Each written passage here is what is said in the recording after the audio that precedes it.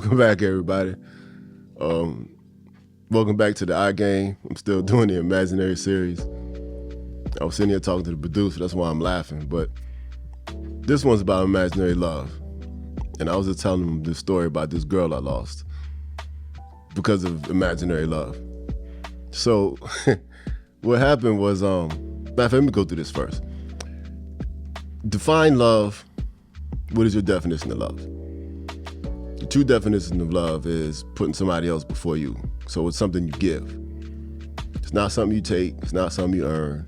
90% of the time, we don't even deserve it. Love is a free gift. God loved us first. We love God first. And then we love the people God puts in our life. So with imaginary love is when we change the definition to suit our agenda, to suit our feelings, to suit our physical needs, personal needs, and even society needs. Because sometimes you'll date a beautiful looking person just to look good, but you really don't love the person. You just love the way you feel and look with them. But you don't always actually value the person. Like that tall, beautiful woman, and I want her next to me because I look good and feel good next to her. That's not love. Or the woman who stands next to the rich man because she needs security and she needs money, but she doesn't love the person. So there are many different versions of fake love, imaginary love. And, this is one of them topics we could talk about for 17 hours. Just from my own personal experiences, I could talk about this for 17 hours. But everybody, define love first. If you're not married yet, define love first. Know what it is, and then find a man or a woman that could fit that role. Because it's a free gift and it's something you give. It's not something you take. Like you can take attention from a person. You can use and misuse their body. You can take their money. You can use people for whatever you want to use them for, but that's not love. It's something you're giving. And if you're not willing to give 100, you may not want to get married. And if you can't find a person that's not willing to give you 100, you don't want to marry that person either. The perfect relationship is you're both giving 100. It's not 50-50. You're both giving 100. And then when somebody else is lacking, some days it's 80-20, some days it's 70-30.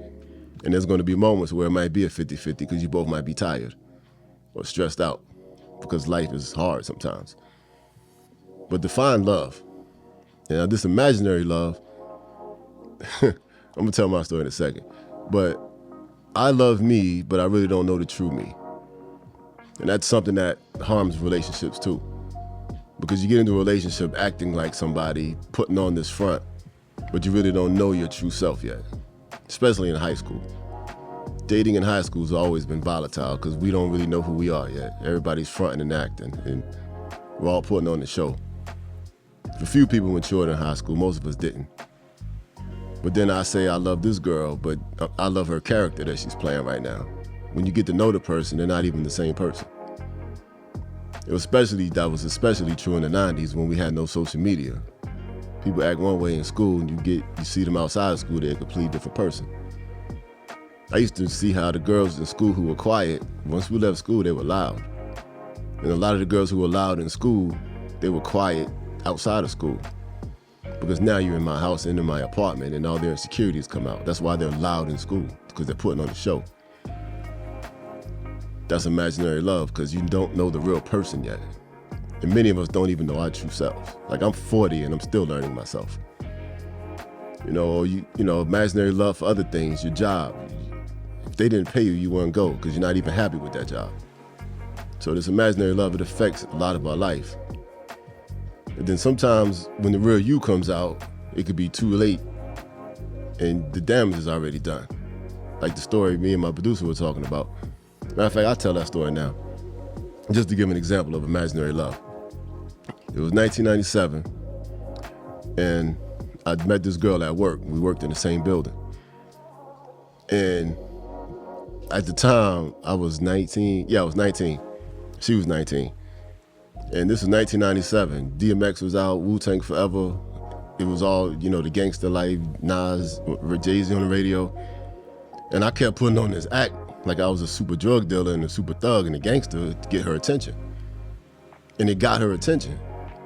But then I kept acting tough and hard instead of being soft and sensitive because she wanted me to be soft and sensitive.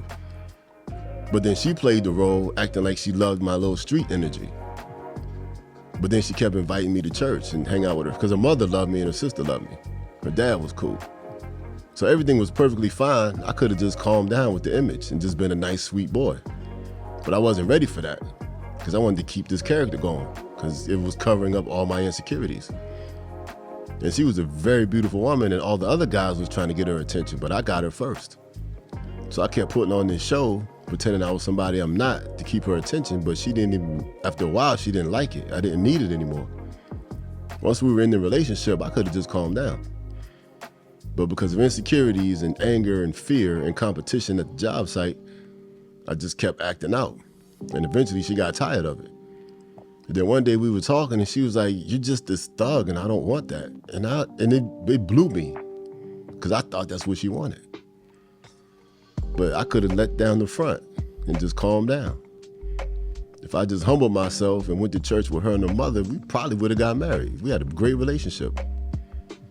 But because of fear and insecurity and my own little depression and the fact that I knew God was calling me to church because I was supposed to be teaching and preaching anyway, but I was having too much fun acting like a Wu-Tang Clan member. I was having too much fun pretending I'm a dog like DMX.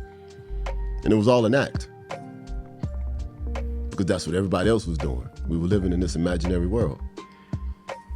You know, for those of you who follow the show in the first season, I talked about the amusement park.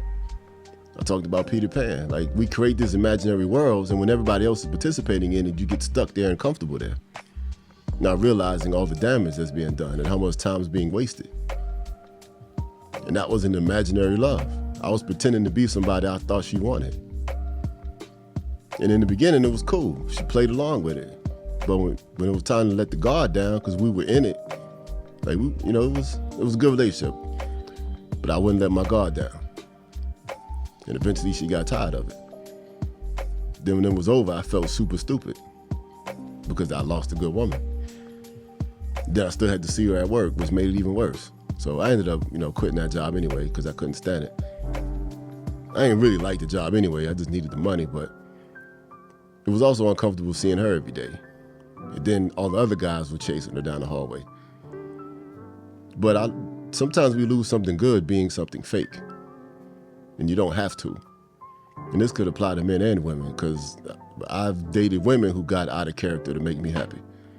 And as time went by, they had to repent. And they had to apologize. Like, I've had women write me long letters, like, "I was doing this, this, and this. I'm sorry. Because they thought that's what I wanted. And when you're dating, especially when you're young and you're single in your early 20s, we use a lot of manipulation to get what we want, which is also imaginary love because how many of us are actually being our true selves? Like, how many women now got colored hair because they think that's what the men want? How many women got fake hair because they think it makes them cute? But they're really competing with themselves and competing with each other. Because most of us men, we don't even like the fake hair and the colored hair. We think y'all look better without nose rings. But when you live in this imaginary world, competing and being influenced by the media and influenced by your favorite musicians, we move into this imaginary world and we become what we think everybody else likes and wants. But if you really had a choice and if you really had total freedom, what would you do? What kind of person would you be? How would you really look? How many women would wear natural hair if they weren't criticized for it? Which goes back to the imaginary audience. You think people don't like it. You think people are gonna laugh. Don't do that. Just be your true self. And as long as you're not true to yourself, you can't be true to your spouse. You can't be true to your loved ones. Because if you don't love the real you, how can you love somebody else? And how can somebody love you correctly if you don't love yourself correctly? Who would you be if no one could criticize you? Just think about that. Define love, find out what real love is, and then love the real you first. Get away from the imaginary love, because it's going to cost you. Peace.